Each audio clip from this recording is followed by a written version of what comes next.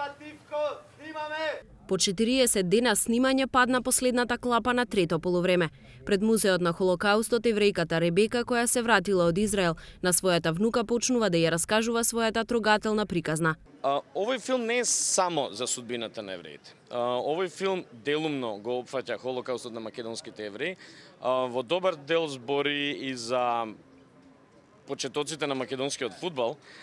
Во добар дел збори и за некои преломни години во кога се формирала нашата држава и јакнала нашата национална свест, а на крајот на краиштата тоа е една многу нежна љубовна приказна. Базирана вистинска љубовна приказна, дејствието во филмот се одвива во 40-тите години од минатиот век.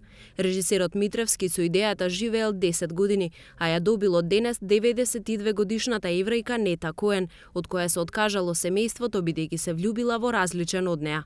Токму забранетата љубов ја спасила од сигурно депортирање од страна на тогашна фашистичка Бугарија во логорот Треблинка.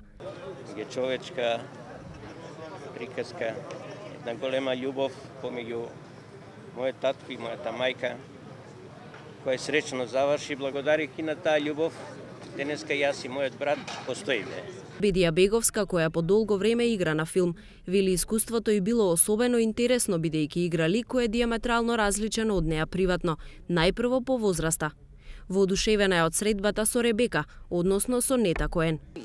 Без оглед на нашите разлики во професиите и во годините и воопшто најверојатно кој како функционира во својот живот, но најдовме некои заеднички моменти што не врзуваат како личности, што ми беше многу пријатно изненадување. И режисерот и од фондот на Холокаустот ги демантираа пишувањата на бугарските медиуми дека македонската влада дала €1.000.000 за филм кој извртува вистината и не ги почитува соседите. Би сакал да апелирам до сите, прво до медиумите, до нашите соседи исто, дека овој филм не е насочен против никого. Напротив, овој филм е уштено сеќавање на минатото, со желба повеќе да не се повторат такви чинови од Втората светска војна. Филм и правен со многу љубов и филм кој зборува за многу љубов.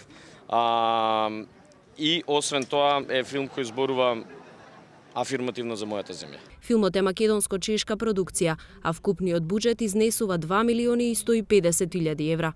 Улогите ги толкуваат манекенката Катарина Ивановска, актерите Сашко Коцев, Бедија Беговска, Рихард Замел, Раде Шербеџија, Емил Рубен, Митко Апостоловски и многу други. Тие за потребите на филмот учеле да играат фудбал, да свират пијано и да зборуваат на ладино јазикот кој го зборувале евреите во тоа време.